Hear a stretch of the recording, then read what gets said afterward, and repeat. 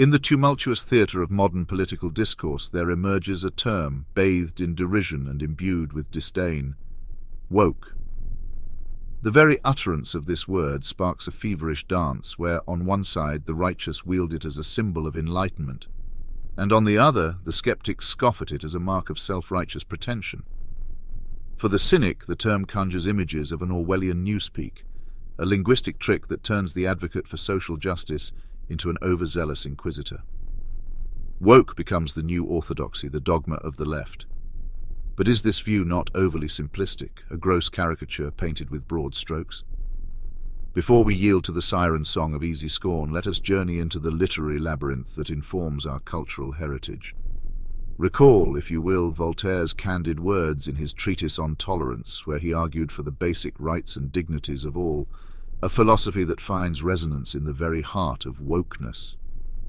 Is it not a stretch to say that the principles that animate the woke are merely the latest manifestation of a long tradition of human rights advocacy? Consider also the stirring prose of Harriet Beecher Stowe's Uncle Tom's Cabin. Through the tragic story of Uncle Tom, Stowe awakened a nation to the horrors of slavery. Was this not a woke endeavor, a passionate plea for the recognition of common humanity? Emerson, in his seminal essay, Self-Reliance, urged us to trust our instincts, to recognize the divine spark within each of us. The woke movement, in its best form, calls us to recognize the innate worth and dignity of every individual, regardless of race, gender, or creed. It's a philosophy that echoes the transcendentalist call for self-awareness and empathy.